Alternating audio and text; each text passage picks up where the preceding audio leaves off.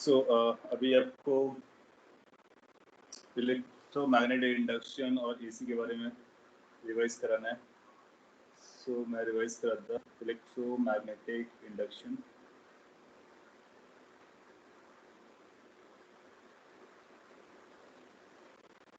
And AC.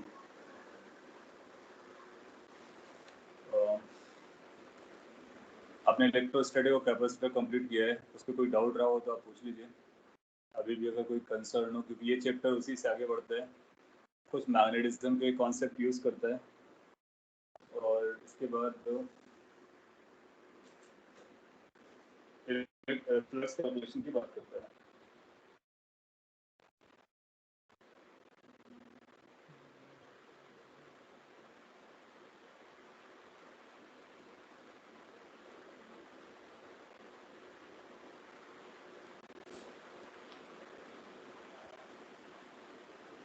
Just hold on a minute, chat section को मैं आगे लगा देता सो दैट कि आप क्या बोलते हो मेरे को दिखाई देता रहे।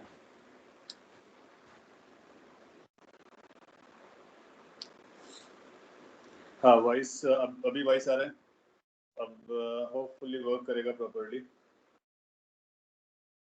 Are you able to hear now properly? Screen आपको दिखना चाहिए, या श्योर।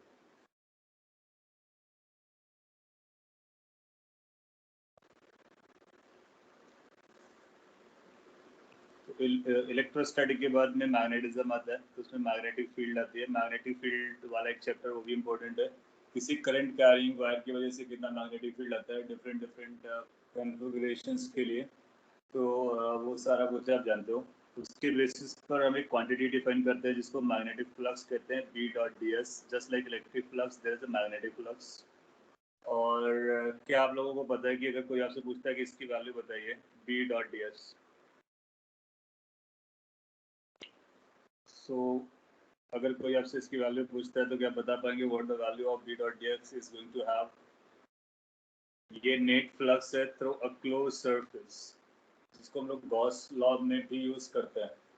और इसके लिए जो इसको बोलेंगे, ये गॉस लॉ है। किसका गॉस लॉ है? मैग्नेटिक फ्लक्स का गॉस लॉ, मैग्नेटिक फील्ड का गॉस लॉ है। Anybody remember what this value is? Exam में पूछा जा सकता है तो आपको बताने का।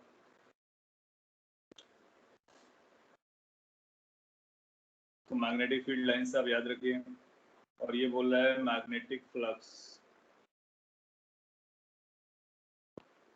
Through a closed surface। Okay, close surface consider करने का, उस क्लोज सरफेस से कितना नेट फ्लक्स पास करेगा ये अपने को निकालना है। Can you answer what this value is going to be? How much the flux of magnetic field is through any closed surface? B A cos theta। Okay, इसको हम B A cos theta भी कर सकते हैं। Okay, चलेगा। चलिए हम लोग आगे बात करेंगे, तब तक आप आंसर देते रहिए। फाई की जो वैल्यू आएगी इसको बोलेंगे integration B D S cos theta. B magnetic field है, डी एस इसका डिफरेंशियल सरफेस एरिया है, कॉस थीटा में जो थीटा उनके बीच का एंगल है। किनके बीच का एंगल है? बी और एरिया वेक्टर के बीच का एंगल है। कोई बात नहीं, आप लोगों को मैंने बोला था मैं रिवाइज कराऊंगा, तो इसलिए आपने रिवीजन नहीं किया। तो क्या होता है ना, मैग्नेटिक फील्ड लाइंस के बारे में अगर आप याद रखो तो फील्ड लाइंस कैसे होते हैं? मैग्नेटिक फील्ड लाइंस, उनकी कुछ प्रॉपर्टीज होती हैं। उन प्रॉपर्टीज में एक स्पेशल प्रॉपर्टी है जो इलेक्ट्रिक फील्ड से अलग करती है कि हमेशा क्लोज कर्व के फॉर्म में होते हैं, क्लोज्ड कर्व होते हैं। सो मैग्नेटिक फील्ड की जो लाइंस होंगी, फोर्स फील्ड लाइंस होंगी या फोर्स लाइंस होंगी, वो हमेशा क्लोज कर्व के फॉर्म में होती हैं।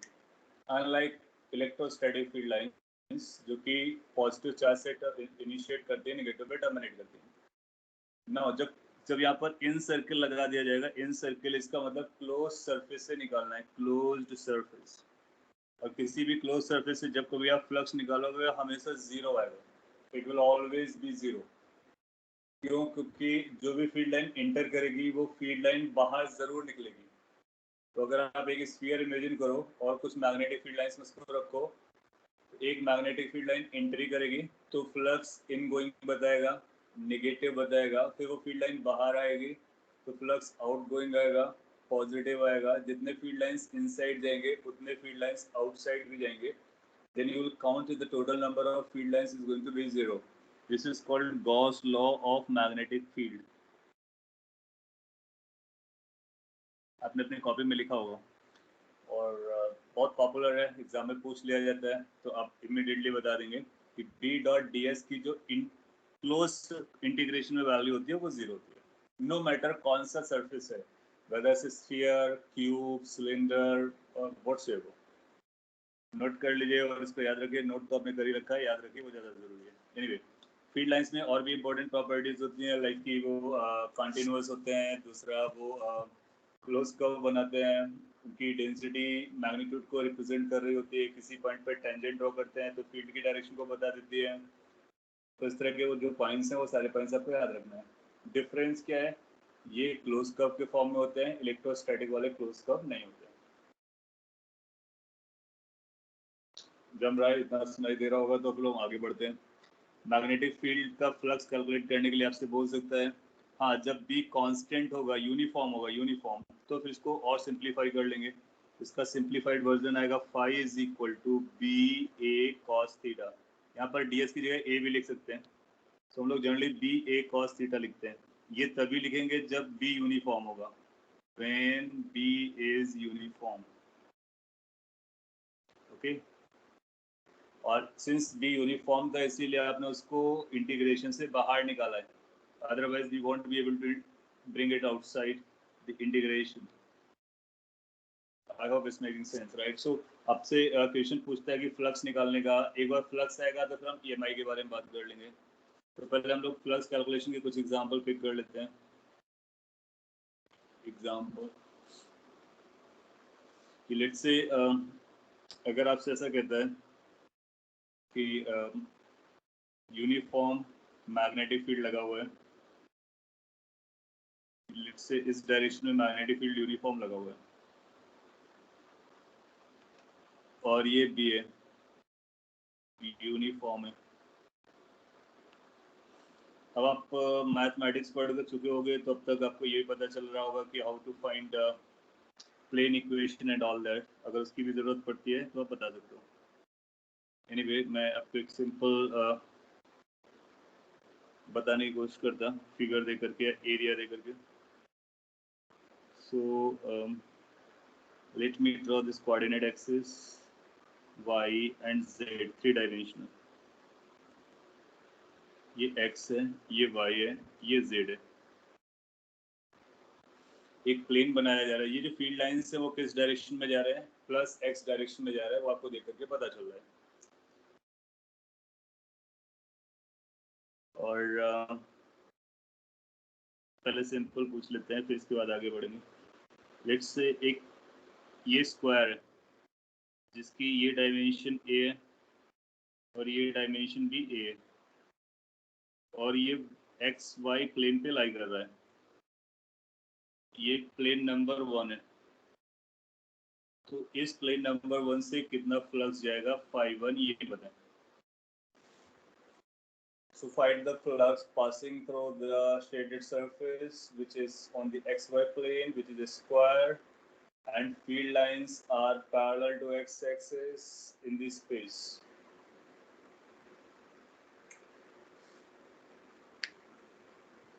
So कोई इंडिविजुअल प्लेन दे करके आपसे पूछ सकता है, आप बता सकते हैं। तो फील्ड लाइंस को आप देखेंगे कि क्या ये फील्ड लाइंस को इंटरसेक्ट कर पा रहे हैं सरफेस को, नहीं। कुछ फील्ड लाइंस इसके ऊपर से निकल जाएंगे, कुछ नीचे से निकल जाएंगे, बाकी उसको टेंजेंट होकर निकलेंगे, कोई उसको कट नहीं करेगा। कट करने का मतलब है कुछ अंदर जाना चाहिए या बाहर आना चाहिए, ऐसा कुछ नहीं है। तो आप बोलोगे कि वो कई तरह से सॉल्व कर सकते हो। डीएस लो छोटा सा, उसका एरिया के कैप आएगा, और ये आई, ये आपका दिया जा रहा है आई कैप, आई और के का डॉट प्रोडक्ट 0 हो जाता है। तो आप बोलोगे कि इसकी जो वैल्यू आएगी that's equal to integration B dot D S, और जो बी है वो आई कैप की डायरेक्शन में है, ये के कैप की डायरेक्शन में, डॉट प्रोडक्ट करना है, आंसर 0 आ जाएगा। तो कॉमन सेंस और अदरवाइज आप आंसर दे पाओगे। ठीक है, इसका मतलब आप इस तरह के विजुलाइज कर पा रहे हो, बहुत अच्छी बात है। इसके बाद अगर हम एक इधर से सरफेस बनाते हैं इस वाले प्लेन पर,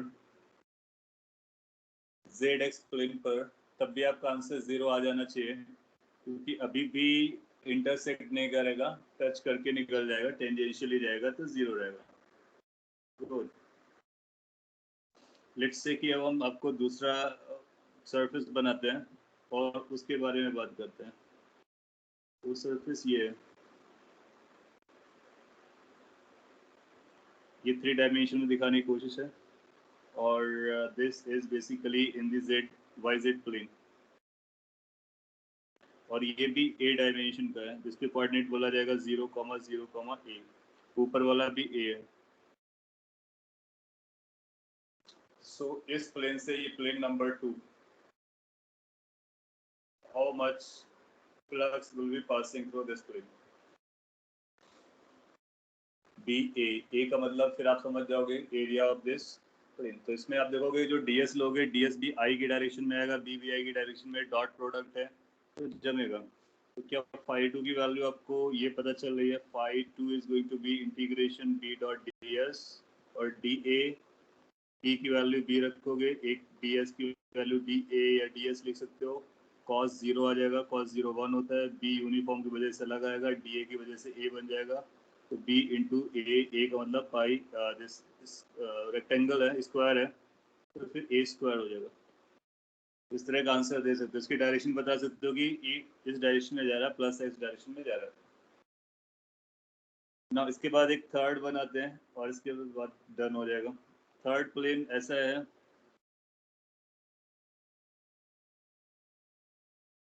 अब ये 3 डायमेंशनल है, इसको आपको विजुलाइज करना पड़ेगा और बाकी 2 प्लेन के हेल्प से। और ये एक बनाया गया है rectangle. I hope you can see the rectangle or imagine that rectangle. So उस प्लेन को हम नाम 3 देते हैं, so that is third. What is phi 3? How to decide if plus I or minus I? जिस डायरेक्शन में b की direction होती है, फ्लक्स उसी डायरेक्शन में जाता है। तो आप प्लस माइनस कुछ भी लिखो चलता है। हम ऐसे मैग्नीट्यूड बताएंगे पॉजिटिव और बताएंगे फ्लक्स माइनस एक्स से प्लस एक्स की डायरेक्शन में जा रहा है, इस तरह से बताते हैं।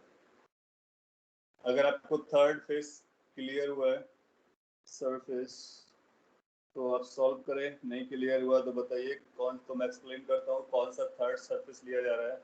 वो एक रेक्टेंगल बनेगा, इसकी वर्टिकल हाइट ए है और दूसरा डायमेंशन आप निकाल पाओगे, ए और ए रूट 2 हो जाएगा। एंड फिर आपको बहुत सारी बातें उस पर देखनी पड़ेगी। एक आंसर आ रहा है B A square by root 2।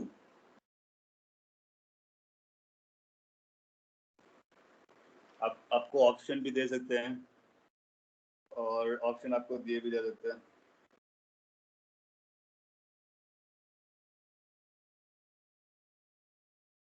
आप B A square by root 2 बता रहे हो।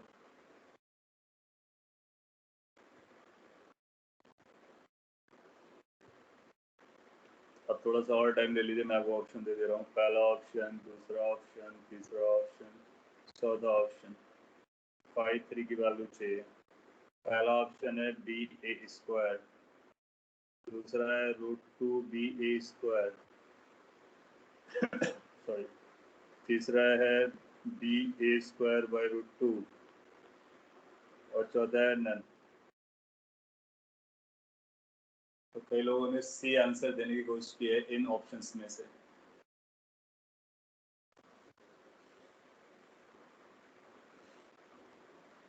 तो कोई और दूसरा बोलना चाहे तो बोल सकता है, अदरवाइज लोग आगे बढ़ते हैं।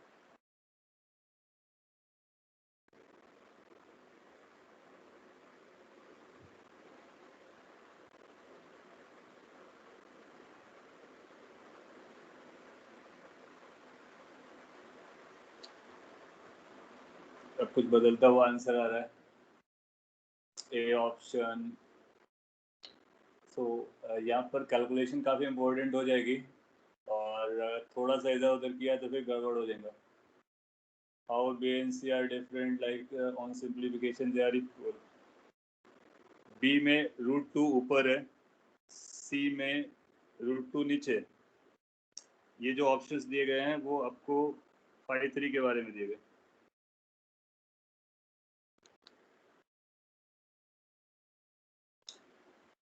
गुड.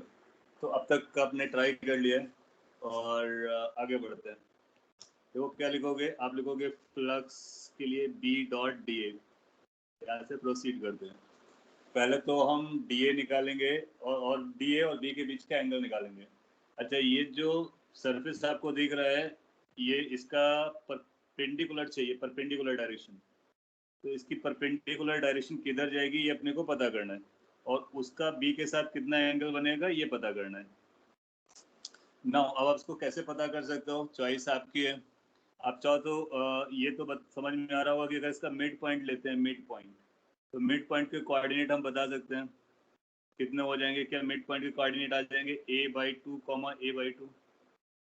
और अगर इसको ओरिजिन से आप ज्वाइन कराओगे तो ये जो मिड पॉइंट वाली लाइन बनेगी, कैन वी से कि वो इसके परपेंडिकुलर आएगी, इस वाली लाइन के बिल्कुल परपेंडिकुलर आएगी. और आप बोल सकते हो कि वो जो डायरेक्शन होगी, ये बीच वाली डायरेक्शन, ये वो डायरेक्शन होगी जो इस सरफेस के परपेंडिकुलर जाने वाली है.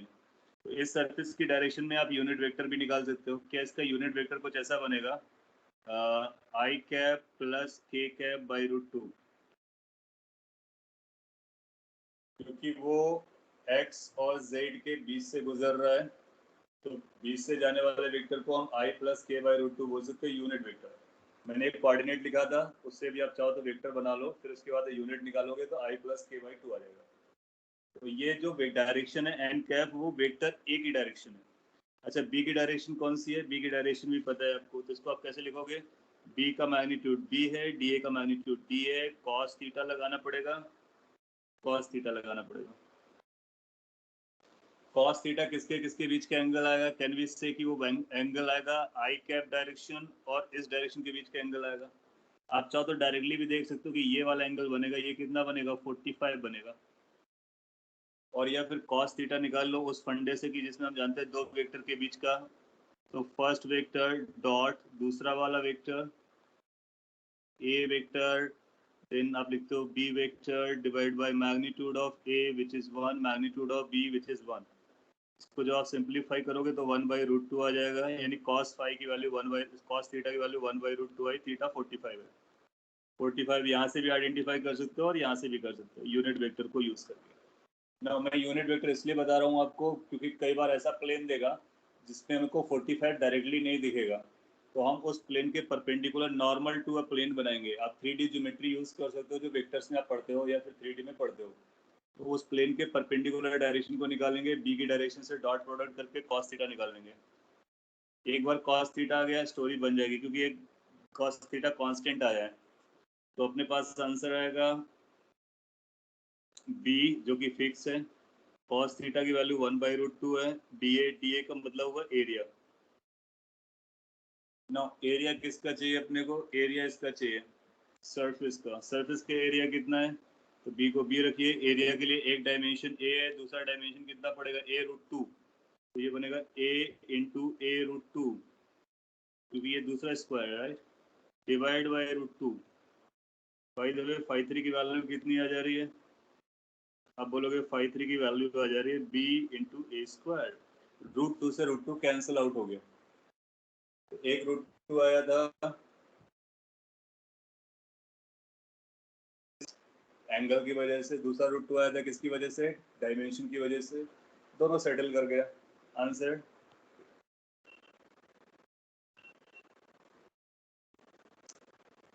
Is it clear or need re-explanation?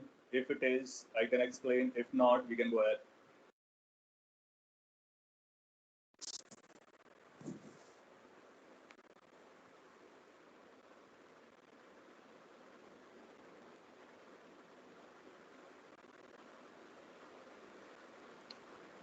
Connection is making some issue again. Yeah, you got it. Fine. इसको और भी आप डिफरेंट मेथड से ट्राई कर सकते हैं. So you have another way to do it if you would like.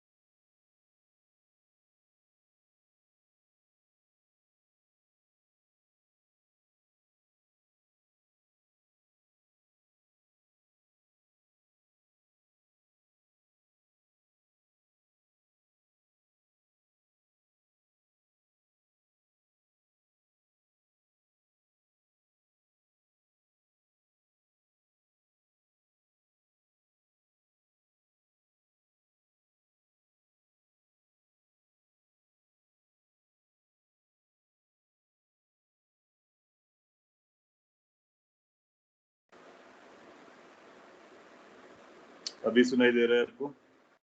अभी देना चाहिए. डिस्कनेक्ट हो गया था पूरा.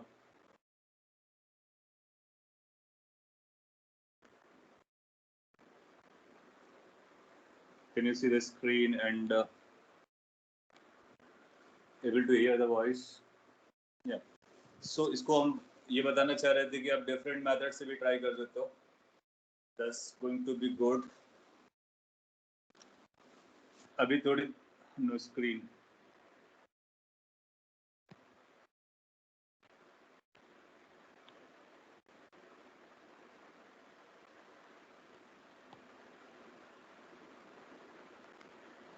What about now?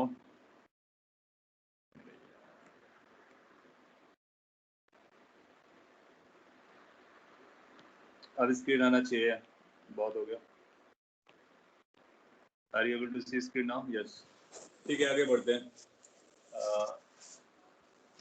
उसके ओके. सो लास्ट क्वेश्चन आपको क्लियर हो गया और फ्लक्स निकालना आप समझ गए हैं. फ्लक्स निकाल सकते हो, अच्छी बात है. तो फिर ईएमआई क्या कहते हैं? Faraday's law. Then comes this Faraday's law of electromagnetic induction. What this law says कि जो फ्लक्स होता है अगर उसको आप डिफरेंशिएट करोगे टाइम के साथ तो इसको बोलेंगे rate of change of flux.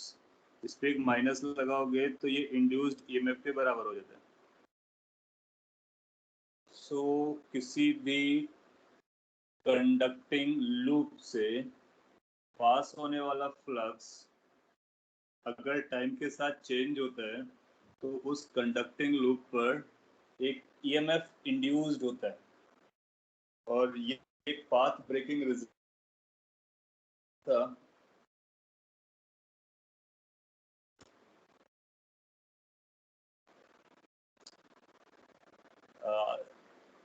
I will lagging. Please explain the last part again. Last वाला वो फिगर चला गया. एक बार फिर से मैं बोल देता हूँ. अब अभी अभी आपको साउंड प्रॉपर आ रहा है कि अभी भी लैगिंग जा रही है? इज इट फाइन और is it still lagging? Audio lag कर रहा है. वॉइस क्रैक हो रहा है. नाउ क्लियर हो गया है. A bit lagging. Can't help much.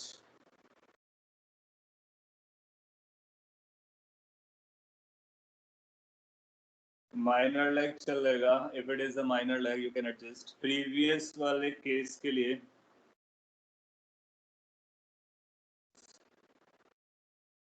Fine. So previous वाले केस के लिए आपने किस तरह से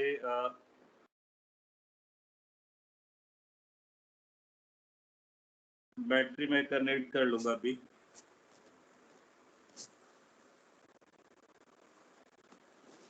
बैटरी लो की वजह से यार, 1 मिनट होल्ड कीजिए, मैं कनेक्ट कर लेता हूँ.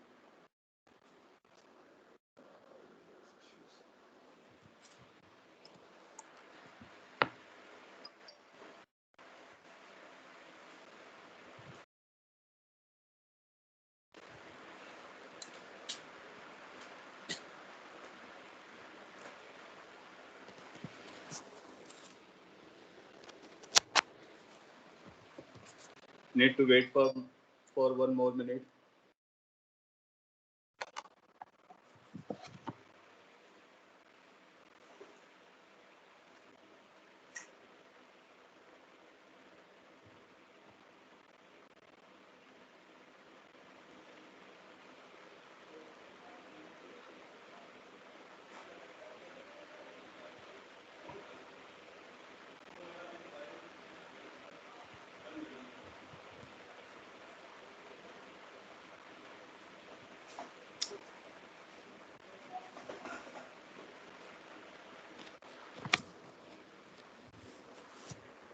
Well, this is connected now.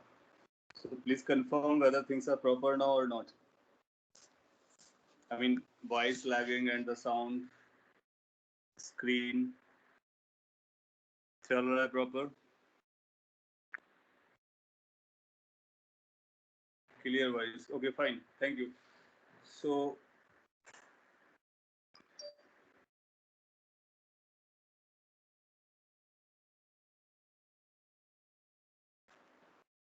what happened? So previous question को recording में आप एक बार watch कर लेना. ऐप अपडेट हो गया है या तो पुराना पॉइंट गया. तो आप एक काम कीजिए कि जो रिकॉर्डिंग है, in that recording you just see जो एक्सप्लेनेशन दिया गया था. एंड फैराडेज लॉ को हम लोग स्टार्ट करते हैं. This is going to be the important aspect. Faraday's law and that says कि induced EMF is minus d phi by dt. कैसे अप्लाई करते हैं that you need to watch. For that sake you need to have a conducting loop. Okay, so this has to be conducting. Until unless this is conducting, we cannot apply this law, and it has to be loop. तो ये दो aspect है जो important है. First it has to be conducting, second it has to be a loop. And इस पे current नहीं चलेगा, आपको कोई करंट सेट नहीं करना है. It will go automatically. What you need to do, somehow magnetic flux को इससे पास कराना है एंड देन उसको वेरी कराना है. So let's say magnetic field space पे इस तरह से एग्जिस्ट करती है इनटू द पेपर, और वो हर लोकेशन पर है, इनसाइड आउटसाइड हर लोकेशन पर है. इन एग्जामिनेशन वो सब जगह बनाएगा, मन होगा उसका, अदरवाइज क्या करेगा, एक पॉइंट से बनाएगा. तो अपने को समझना है. और वो ये बोलेगा कि बी की वैल्यू यूनिफॉर्म है जनरली, उसको हम यूज करने वाले हैं. ये जो कंडक्टिंग लूप है उसका रेडियाई वगैरह आपको दे देगा. और फिर अगर बी यूनिफॉर्म है that means it is located at all the locations, but it has to be a function of time, right? So magnetic field should be time function.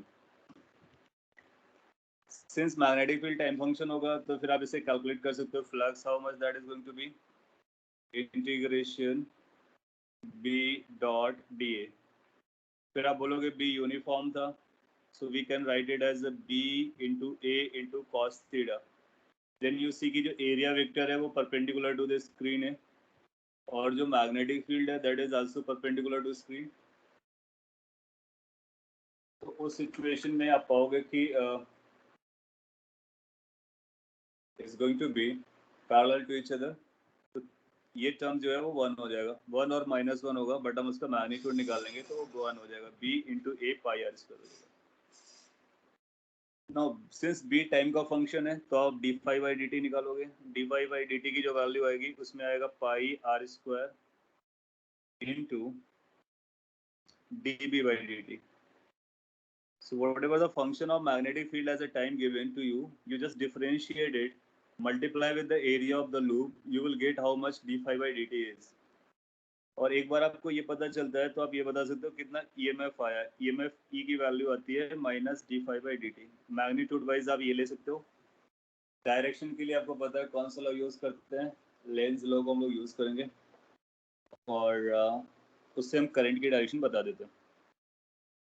तो दूसरा लॉ आपके पास रहता है that is Lenz law and that says कि अगर flux increase कर रहा है so current will be flowing in such a way either it will be clockwise or it will be anti-clockwise. So can anybody answer whether it's going to be I1 or I2 in this case?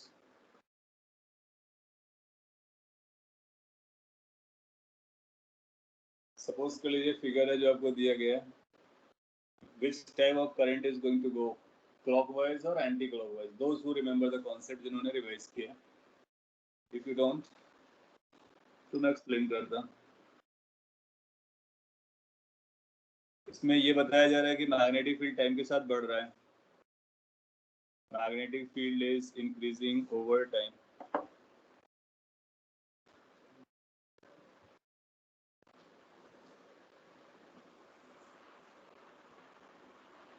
Good. So check करते हैं। तो idea क्या है, पहले idea पकड़ते हैं, then after उस idea को इम्प्लीमेंट करेंगे।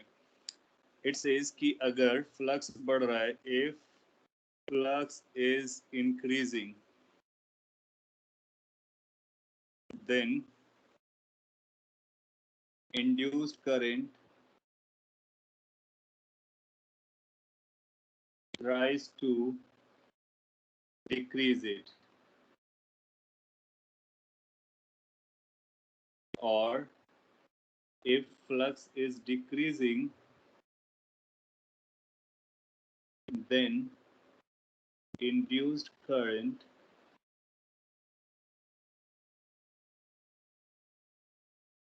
tries to increase it. ये दो पॉइंट आप याद रखोगे तो डायरेक्शन हम डिसाइड कर सकते हैं, कभी भी डिसाइड कर सकते हैं। इसको शॉर्ट में ऐसा लिखते हैं कि इंड्यूस करंट उस कॉज का अपोज करता है जिस कॉज की वजह से वो जनरेट हुआ है। ओके, सो उसको आप यूज कर सकते हो ना। यहाँ पर फ्लक्स अगर मैग्नेटिक फील्ड इंक्रीज कर रहा था तो फ्लक्स इंक्रीज करेगा क्योंकि इससे फ्लक्स ज़्यादा से ज़्यादा जाएगा, और उसको अपोज करने के लिए इंड्यूस करंट ऐसा चलना चाहिए कि magnetic field because of that induce current should be opposite to this, that means it should come of side. तो ये बी इंड्यूस्ड की वजह से आना चाहिए।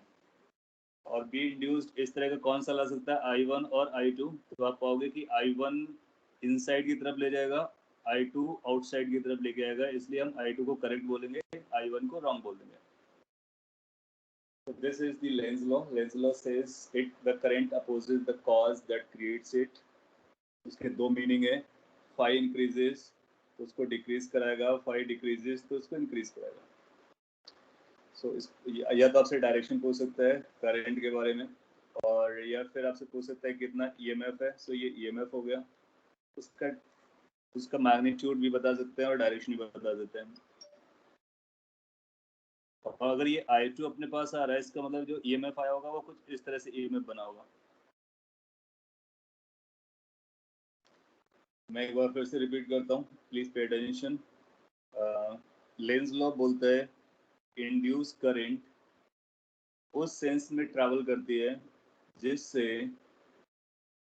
फ्लक्स के चेंज का अपोज होता है। फ्लक्स के चेंज का अपोज होता है। तो अगर फ्लक्स इंक्रीज करेगा तो वो डिक्रीज कराएगी, फ्लक्स डिक्रीज करेगा तो वो इंक्रीज कराएगी। So the way flux is changing it has to be opposed by the current.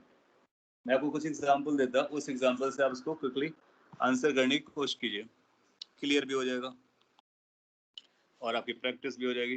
Both will go simultaneously. Let's say कि एक बाउंड्री है, एक इधर बाउंड्री बना हुआ है और यहाँ पर मैग्नेटिक फील्ड इस तरह से लगाया गया यूनिफॉर्म, तो सभी जगह मैं एक का सिंबल से दिखा था, ये B1 है, इस वाले जोन पर ये B2 है, और इस वाले जोन पर no magnetic field. No magnetic field means B equal to 0. Let's say you have a rectangular conducting loop and that loop is moving with certain velocity. और इसको इस तरह से जाने का, तो आपको बताना है कि उस पर करंट किस तरह से चलेगी.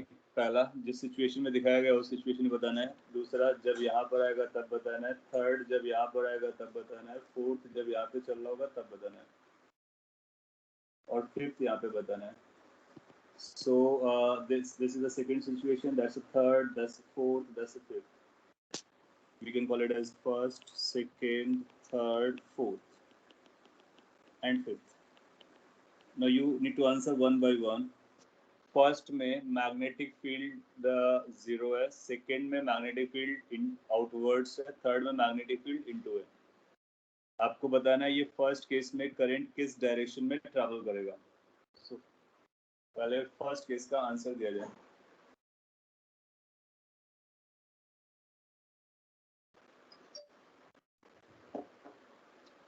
No current. Good. So current is going to be 0. No current.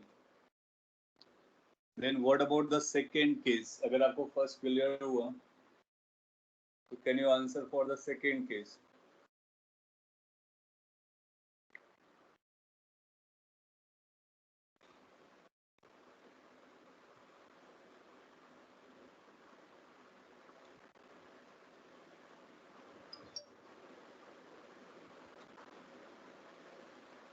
Okay.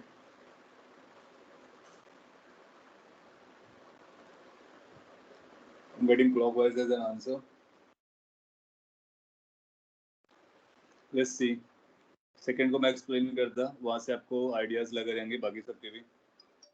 तो second case में ये इस तरह से flux आएगा, flux बाहर की तरफ आएगा, और सिंस ये आगे बढ़ रहा है तो फ्लक्स बाहर की तरफ बढ़ेगा, तो करंट ऐसा चलेगा कि वो मैग्नेटिक फील्ड इनटू लेके जाए, और इनटू करंट तभी जाएगी जब वो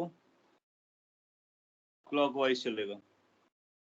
सो इस केस में जो करंट जाएगी वो क्लॉकवाइज जाएगी. So in case you are answering as a clockwise, that's perfect. And what about the third case? No current, zero. Good. Third is going to be a zero case. What about the fourth? When you can count what fourth? Fourth थोड़ा सा interesting होगा. Let's see कि fourth में क्या answer देते हैं. Whether the fourth is also zero or something. Anti-clockwise. Okay, good. So how to check it? आप देखोगे कि ये आउटसाइड वाला फ्लक्स है और ये इनसाइड वाला फ्लक्स है. आप देखोगे कि इनसाइड वाला बढ़ रहा है, आउटसाइड वाला कम हो रहा है. तो नट सेल में इनसाइड वाला बढ़ रहा है, उसको अपोज करने के लिए आउटसाइड आना पड़ेगा, क्योंकि वो आउटसाइड अगर आएगा तो आउटसाइड के डिक्रीज होने को अपोज कर लेगा और इनसाइड के इंक्रीज होने को अपोज कर लेगा. और उसके लिए फिर करंट कैसे रन करानी होगी, आपको एंटी क्लॉकवाइज करानी होगी. Perfect answer. And then finally it will be zero because there is no change in the flux. So there has to be change in the flux for the current to run. And then if there is a change in the flux, then you need to read कि किस तरह का flux बढ़ रहा है, किस direction में बढ़ रहा है, उसका अपोज करना है एंड ऑल दैट, वो सब आप बता सकते हैं. ओके. अगर ये आपको क्लियर हुआ तो इसी से रिलेटेड थोड़ा सा ट्विस्ट करता हुआ मैं एक नेक्स्ट क्वेश्चन देता आपको, and let's see whether you can answer that. If you can, it will be good. Let's say कि स्पेस में मैग्नेटिक फील्ड है और ये इनटू है, ये B1 है, ये भी इनटू है, ये B2 है. और उस केस के लिए अपने को स्टोरी देखना है when this is crossing it. इस सिचुएशन में आपको करंट बतानी है. कुछ आपको ऐसा दे रहा है, गिवन है कि B2 का मैग्नीट्यूड बड़ा है, B1 का मैग्नीट्यूड छोटा है. So in which direction the current is going to be, if at all current is going to be.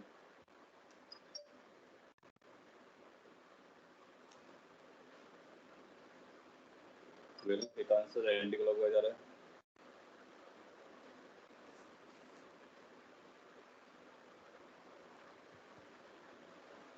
Good. अब क्या बोलोगे कि यहाँ से भी फ्लक्स जा रहा है, यहाँ से भी फ्लक्स जा रहा है, और जैसे ही आगे ट्रांसलेट हो रहा है तो इनसाइड वाला फ्लक्स बढ़ रहा है क्योंकि हायर मैग्नेटिक फील्ड जोन में जा रहा है. तो उसको अपोज करने के लिए वो आउटसाइड मैग्नेटिक फील्ड लगाएगा इंड्यूस वाला, और आउटसाइड के लिए जो करंट चाहिए होती है वो एंटी क्लॉकवाइज आ जाएगी. ठीक है. अगर हमने B1 को बड़ा बोला होता तो फिर अपोजिट हो जाती. B1 और B2 इक्वल रहा होता, then it would have been 0.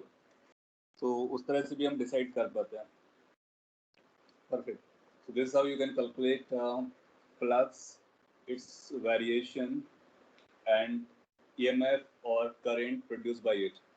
अगर अपने को करंट कभी निकालना पड़े तो निकालेंगे कैसे? 1/R.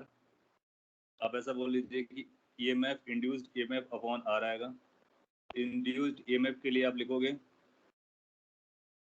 Minus d∅dt. Numerical calculation quite easy आएंगी. Phi as a function of b as a function of time दिया जाएगा, उसके बाद उसको सॉल्व करेंगे. R से डिवाइड करना है. यहाँ पर R क्या इंडिकेट कर रहा है? R is indicating the resistance of the loop that which you are moving. अब ये चलता है कैसे? इसी से रिलेटेड एक टर्म आता है induced electric field. Induced electric field बहुत इंपॉर्टेंट है. छोटा सा, ये जो इंड्यूस्ड इलेक्ट्रिक फील्ड होती है ये मैग्नेटिक फील्ड की वजह से आती है. इसके पहले क्या बोला था मैंने? ये बोला था, रिपीट करने वाला पॉइंट, आई की जो वैल्यू होती है उसको हम EMF डिवाइड बाई रेजिस्टेंस लिखते हैं, और EMF को क्या लिखेंगे? Minus d∅dt. इसका मतलब है करंट अगर आपको कभी लिखना है इंड्यूस करंट तो 1 रेजिस्टेंस इंटू d∅dt. यहाँ पर d∅dt is the rate of change of flux. और फ्लक्स कैसे कैलकुलेट करते हैं वो अभी आपने देख लिया. BA cos थीटा लगाएंगे, और जब कभी आप BA cos थीटा अप्लाई करें, please take care whether this B is uniform or not. If it is uniform, only then apply this. Otherwise, go for integration, because you know general formula of flux is integration B dot dA. Everything starts from here. But in most questions you will find कि वो आपको constant uniform की value B को uniform बोलेगा. दो term use होते हैं, मैं एक बार फिर से रिकॉल करा देता. एक टर्म होता है यूनिफॉर्म, दूसरा होता है कांस्टेंट. यूनिफॉर्म का मतलब होता है हर लोकेशन पर सेम है, तो ये लोकेशन से यानी स्पेस से रिलेटेड होता है. कांस्टेंट जो है वो टाइम से रिलेटेड होता है. If something is not changing over time, it is a constant. If something is not changing over the space, that is uniform. So the B has to be uniform and non constant. क्योंकि अगर constant हो गया तो flux constant हो जाएगा, तो EMF 0 हो जाएगा. B generally remains uniform but variable. Okay. Induced EMF के बारे में बात करते हैं. इसके जो क्रक्स पॉइंट है उनको कैच कर लेते हैं. क्रक्स पॉइंट है, इसको प्रोड्यूस कौन करता है, how it is being produced. Show cause क्या होता है इसके प्रोडक्शन का? चार्ज नहीं होता है, चार्ज से इलेक्ट्रोस्टैटिक होता है. इसके लिए जो आएगा cause, that is magnetic field और टाइम वेरिंग मैग्नेटिक फील्ड.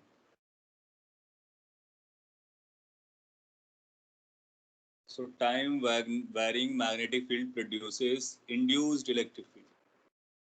बहुत इंपॉर्टेंट पॉइंट है. ऐसा हो सकता है कि इंड्यूस्ड इलेक्ट्रिक फील्ड किससे प्रोड्यूस होता है, तो आप बोलोगे मैग्नेटिक फील्ड के वेरी करने से, और किसके साथ? टाइम के साथ वेरी करने से. क्लियर कट लिखा गया है. आपसे पूछा जा सकता है कि इलेक्ट्रिक फील्ड को हम कैसे क्रिएट कर सकते हैं.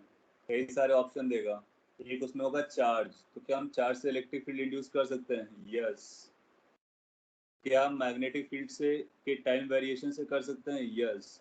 These two are the cause for electric field to be created. Make sense? Hopefully it is.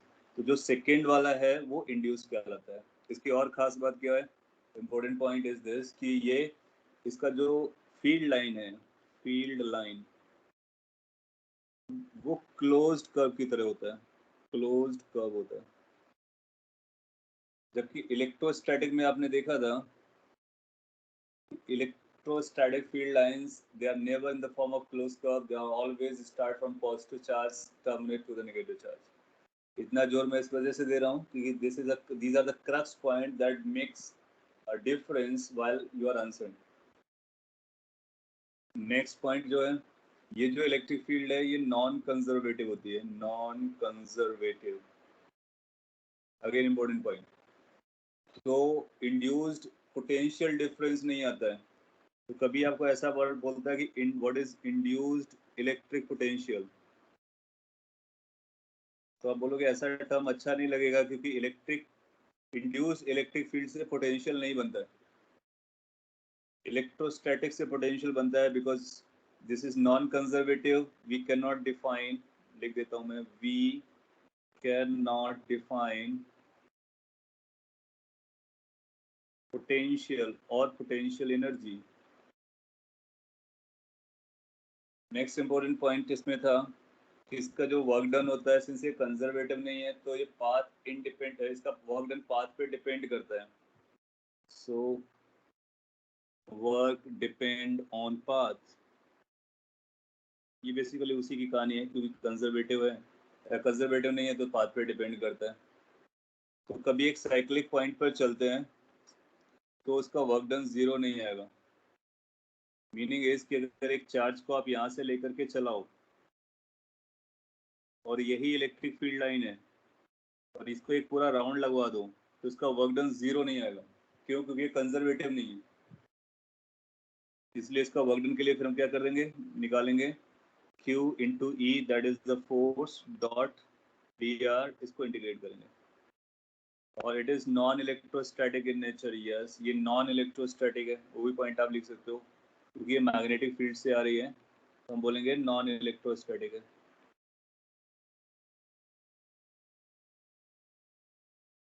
In point अगर कोई क्वेश्चन आएगा थ्योरेटिकली तो इन्हीं पॉइंट्स पर आएगा कि इसका ओरिजिन कौन करता है, क्या ये क्लोज कब बनाता है, क्या ये पोटेंशियल हम डिफाइन कर सकते हैं, क्या पोटेंशियल एनर्जी डिफाइन कर सकते हैं, आप बोलेंगे नहीं।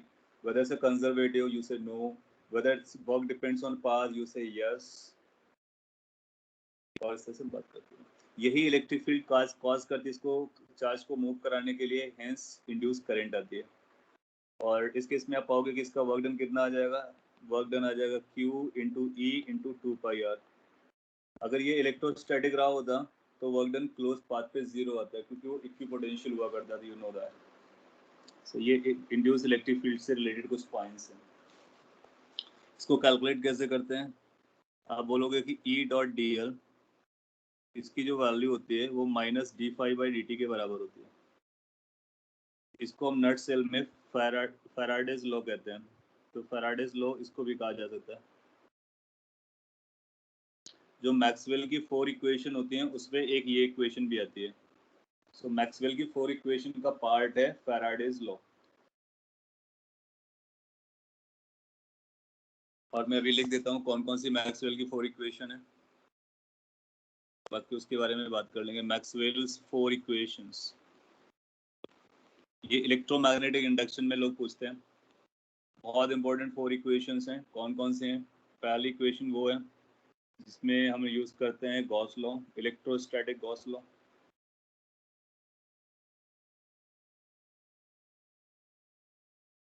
That's one equation. Second equation is magnetic Gauss law, and the third is Faraday's law, and the fourth is Ampere's law. These 4 laws together make 4 equations, और उन 4 इक्वेशन को बोलते हैं Faraday's 4 equations, sorry Maxwell's 4 equations। Maxwell की 4 equations में इन सब से बारो किया गया। पहली इक्वेशन अगर आपको लिख के बताएं तो कुछ ऐसा लिखते हैं, integration E dot ds, that is electrostatic flux, is equal to enclosed charge divided by epsilon naught. ये आपने लर्न किया है, आज ही लर्न किया था, ये अभी थोड़ी देर पहले लर्न किया। b dot D S, what is the value of this b dot D S? क्या इसको म्यू नॉट आई लिख सकते हैं? What is this b dot D S? Enclose surface का b dot D S, this magnetic Gauss law.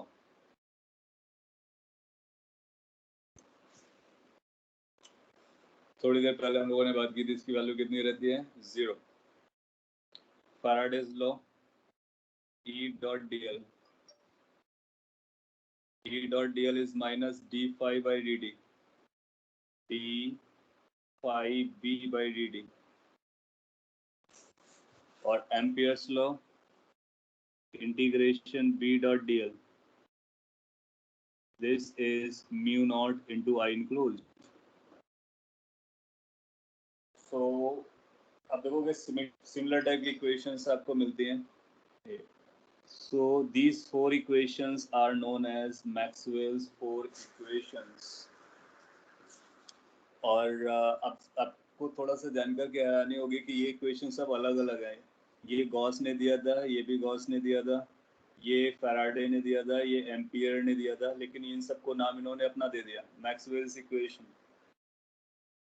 वो इसलिए था क्योंकि ये फोर इक्वेशंस को यूज़ करके इन्होंने बहुत बड़ी स्टोरी बनाई। इन्होंने क्या किया, इनको यूज़ करके कुछ इक्वेशंस प्रूव की। आगे आप ग्रेजुएशन में प्रूव करोगे कि ई की जो वैल्यू आती है, उन्होंने इसको यूज़ किया, इसको यूज़ किया, इसको यूज़ किया, इसको यूज़ किया, फोर इक्वेशंस थे, और उससे उन्होंने इक्वेशंस बनाई। ई की वैल्यू वो कुछ इस तरह से आई, साइन के एक्स माइनस ओमेगा टी। और बी को जब उन्होंने निकाला तो बी की वैल्यू कुछ इस तरह से आई, बी नॉट साइन के एक्स माइनस ओमेगा टी। अगर ये आपका जे कैप डायरेक्शन में आया तो फिर ये आपका के कैप डायरेक्शन में आया। ये इन्होंने निकाला, मैक्सवेल ने किया यूजिंग दिस। तो equations were already available. What he did, he used mathematics, simplified them, और सिंपलीफाई करने के बाद उनको सोल्यूशन निकाला। तो वो सोल्यूशन कुछ इस तरह से निकल के आया। उनको पता चला कि ये इक्वेशन तो इक्वेशन नजर आ रही है, ये वेव की इक्वेशन है। तो फिर ये पता चला कि ये इलेक्ट्रिक फील्ड और मैग्नेटिक फील्ड मिलकर के ये वेव क्या कर रहा है, how they are creating like a wave. So जब ये वेव की जैसा इक्वेशन बन के आया, इसका मतलब है फिर उन्होंने बोला कि ये बेसिकली एक वेव है। कौन सी वेव है? Electromagnetic wave. सो यहाँ से इलेक्ट्रोमैग्नेटिक वेव का प्रूफ होता है। और सरप्राइजिंग बात ये थी कि यहाँ से जब हम v निकालते हैं तो v की वैल्यू k बाई ओमेगा होती है। We know that thing, check कर लेते हैं। v की वैल्यू ओमेगा बाई की होती है, coefficient of t divide by coefficient of x, that's how we write. और उन्होंने भी उनके एक्सप्रेशन से जब इसे मैच कराया तो इसकी वैल्यू ही found out to be this, under root mu not epsilon not. So V की value as per these calculations came out to be this, और इनका न्यूमेरिकल वैल्यू लोगों को पता था। जब इसको कैलकुलेट किया गया तो this came out to be approximately 3 to 10⁻8 metre per second. So in fact exactly वही नंबर आया जो लाइट का एक्चुअल स्पीड होता है। और this was known to the people that it was speed of light. Hence ये कहा गया कि जब इलेक्ट्रिक फील्ड और मैग्नेटिक फील्ड एक साथ आते हैं तो वो वेव बनाते हैं, इलेक्ट्रोमैग्नेटिक वेव, और वो हमेशा स्पीड ऑफ लाइट से चलते हैं। फिर इसी को आप बोल सकते हो कि ये फोटोन से मिलकर के बना होता है। Photon, screen is paused.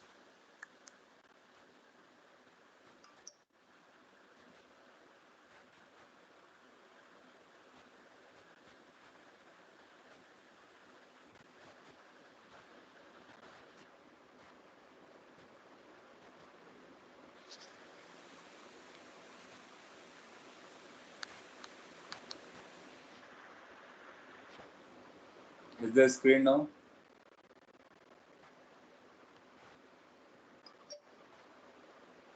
A bit lag too.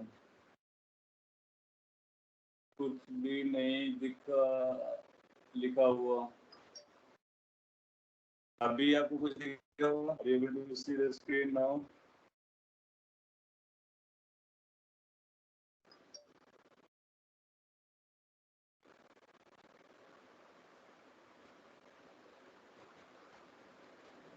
So sir black screen है, no screen.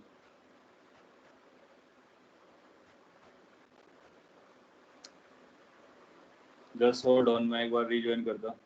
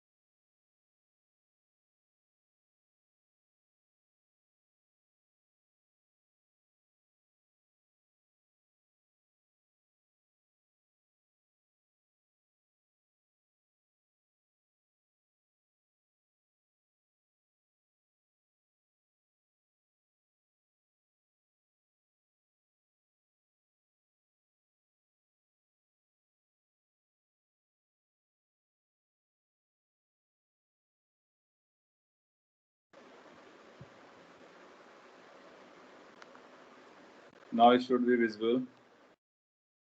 Is it? Is there any improvement in issue of lag?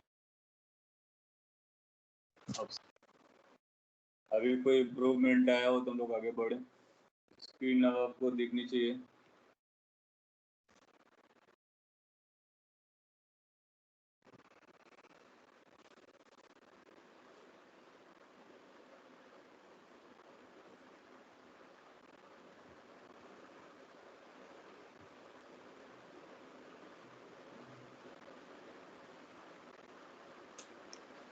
Okay, can we proceed?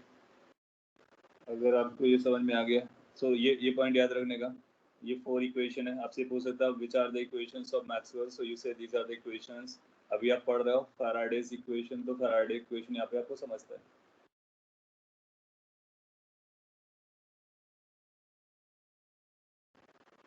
Voice quality is poor.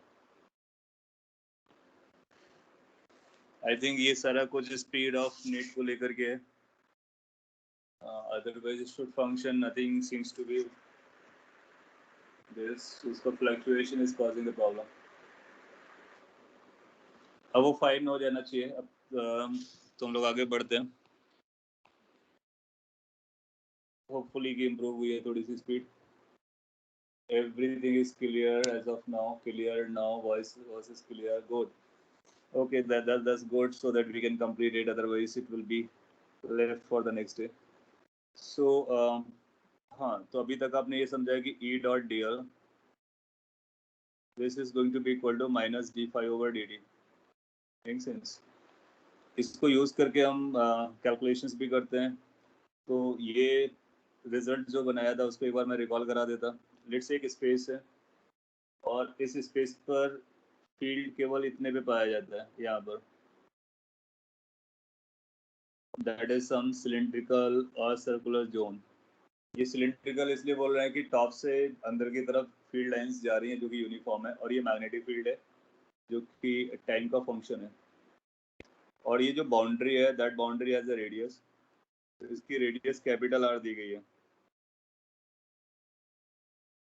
ये जो red colour से बनाया गया ये conducting ring नहीं है, ये सिंपली एक बाउंड्री है। और उस बाउंड्री के इनसाइड में मैग्नेटिक फील्ड एग्जिस्ट करती है जो कि टाइम वेरिंग है। आउटसाइड मैग्नेटिक फील्ड कितना है? 0। तो हम ये कैलकुलेट कर सकते हैं कि इंड्यूस्ड इलेक्ट्रिक फील्ड कितना होगा। सो इंड्यूस्ड इलेक्ट्रिक फील्ड, पहला इनसाइड वाला पॉइंट, इनसाइड का मतलब हुआ जब आर की वैल्यू कैपिटल आर से छोटी है। उस केस के लिए फिर आप क्या करोगे, इसको सॉल्व करोगे। जब इसको सॉल्व करोगे तो ये बनेगा इंटीग्रेशन ई डी एल का मतलब टेंजेंशियल जाता है तो ई डी एल आ जाएगा, minus D five by D five by D T के लिए पाई आर स्क्वायर लिखोगे into D B by D T आ जाएगा।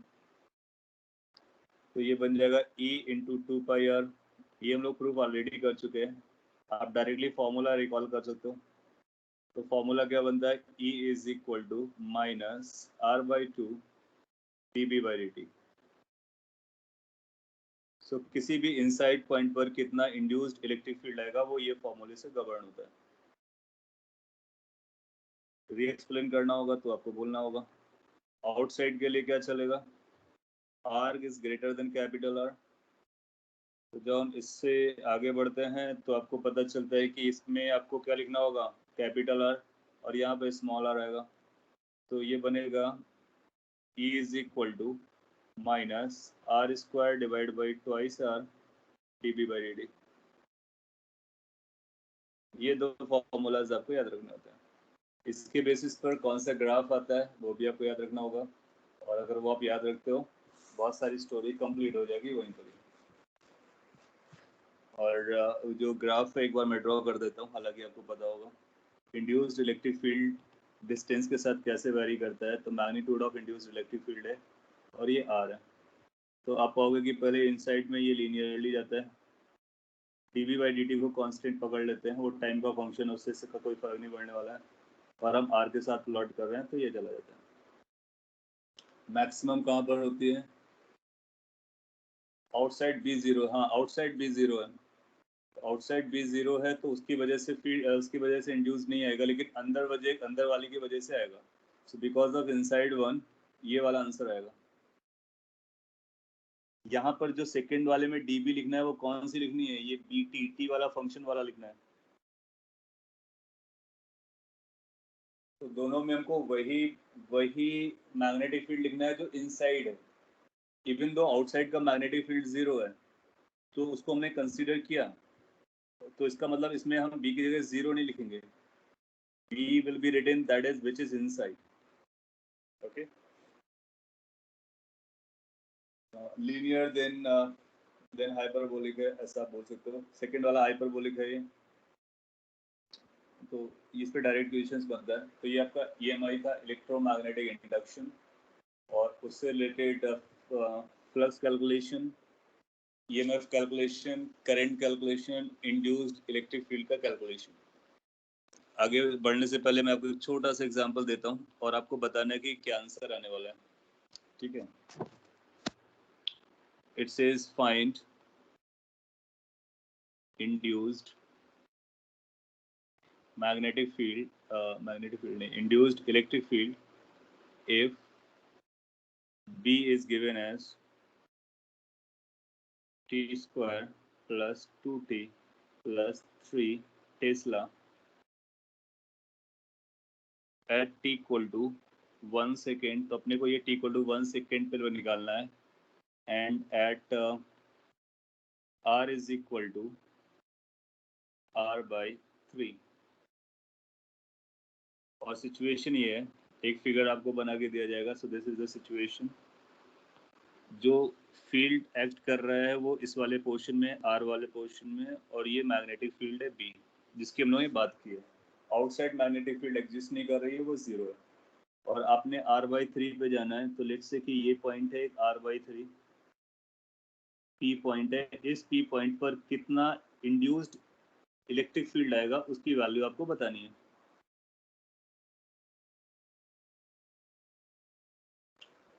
तो फिगर बना के दे सकता है और या फिर डिस्क्राइब करके भी दे सकता है, दोनों केस में चलेगा। So try it and find it out.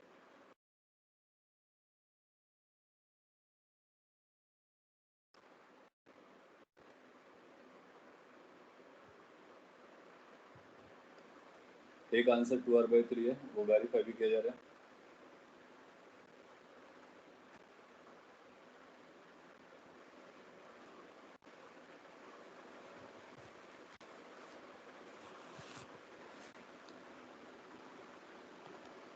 तो सोल्यूशन में आप ये बोलोगे कि हम पहले ये पता करते हैं कि जितना में मैग्नेटिक फील्ड है उसके इनसाइड वाला पॉइंट है, मैग्नेटिक फील्ड के इनसाइड वाला पॉइंट है, मैग्नेटिक फील्ड के आउटसाइड वाला पॉइंट है.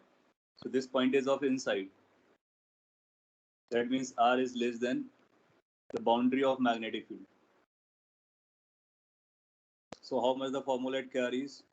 Minus R by 2 dV by dt. Magnitude बताना है तो माइनस को हटा देंगे और dV by dt निकाल लेते हैं. What is dV by dt? It is going to be 2t plus 2. किस टाइम पर आपको चाहिए? t equal to 1 पे, तो एट t equal to 1 निकालेंगे तो ये 4 हो जाएगा. 4 टेस्ला का मैग्नेटिक फील्ड होगा उस इंस्टेंट पर जब t की वैल्यू 1 हो रही होगी.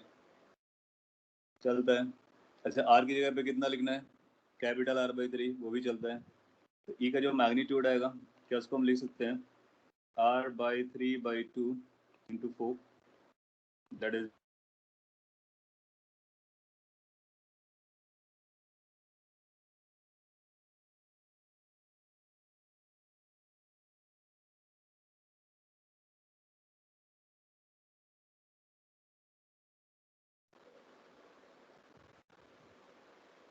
तो ये correct answer.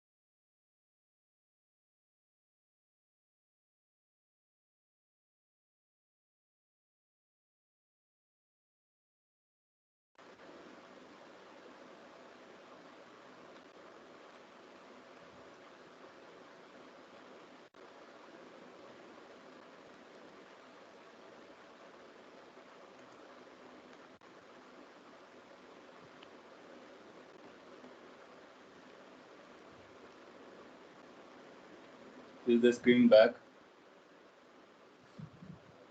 and sound? It's a bit irritating. So when we pick it up, so it goes down. Anyway, we need to bear with it as of now. So 2r/3 अगर आपने calculate किया है, जमता है. मैं आपसे एक last इससे रिलेटेड लास्ट क्वेश्चन पूछना चाह रहा था. ये जो पी पॉइंट बनाया था, इस पी पॉइंट पर मैं आपको इलेक्ट्रिक फील्ड की डायरेक्शन बताता. आपको बताना है कि कौन सी डायरेक्शन फिजिबल है. इंड्यूस्ड इलेक्ट्रिक फील्ड की डायरेक्शंस को मैं शो कर रहा हूँ. एक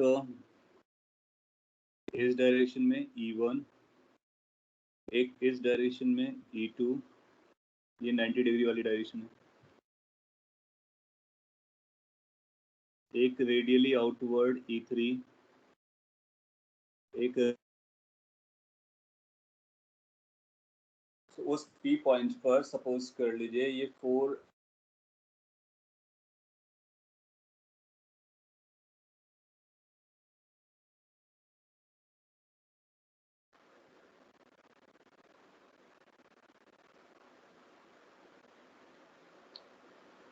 maybe too much issue. Hopefully you are able to see the screen. तो इस पर E1, E2, E3, E4 में कौन सी डायरेक्शन प्रॉपर डायरेक्शन है?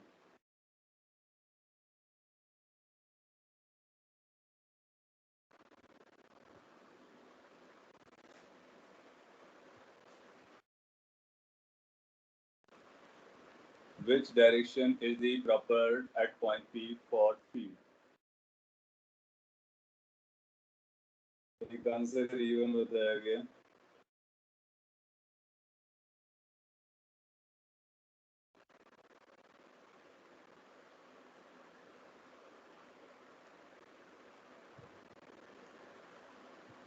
Any other answer or response for that?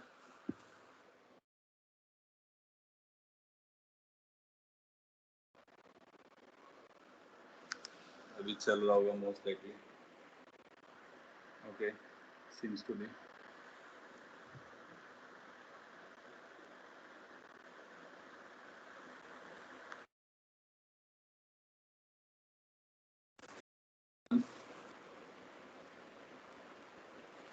तो ये कैसे दिखाना होगा, कैसे इसको बताएंगे, उसके बारे में समझ लीजिए.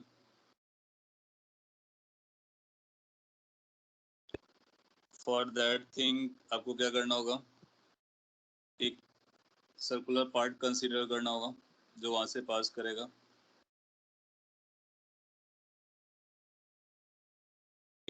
और अगर आपने यहाँ पर रिंग को रखा होता, सपोज कर लीजिए यहाँ पे आपने रिंग को रखा होता, तो किस सेंस में करंट चलता है, जिस सेंस में करंट चलता है वही ई की डायरेक्शन आती है. आप देखोगे मैग्नेटिक फील्ड किधर है, इनसाइड की तरफ है, और ये टाइम के साथ कैसा करेगा, बढ़ेगा. इंक्रीजिंग फंक्शन है, आप चेक कर सकते हो, टाइम बढ़ेगा तो ये बढ़ेगा, इंक्रीजिंग फंक्शन है. तो अगर ये बढ़ेगा इसका मतलब है कि ये काउंटर करने वाली मैग्नेटिक फील्ड आनी चाहिए, तो इसका मतलब करंट इस सेंस में जाना चाहिए. और अगर करंट इस सेंस में जा रहा है तो पी पॉइंट पर किधर जाएगा, तो पी पॉइंट पर जो टेंजेंट होगा वो ये जाएगा, इसलिए हम E1 बनाएंगे.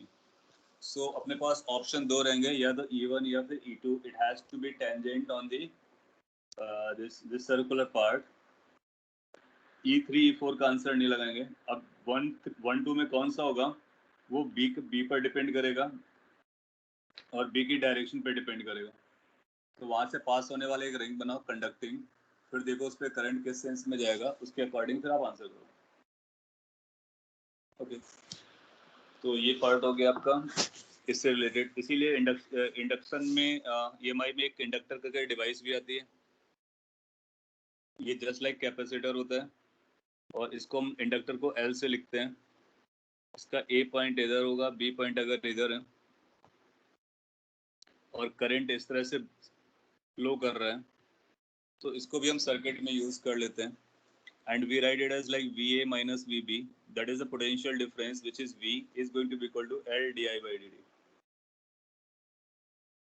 L का यूनिट हेनरी होता है, और इसको हम इस तरह से यूज कर सकते हैं. इंडक्टेंस सर्किट की प्रॉपर्टी होती है जिसकी वजह से वो करंट में चेंज को अपोज करता है. So what is the inductance, it is the property of circuit which opposes the change in the current. Any change in the current is being opposed. इसको यूज करके सॉल्व करते हो आप. दो तरह के इंडक्टर्स बताए थे हम लोगों ने. इंडक्टेंस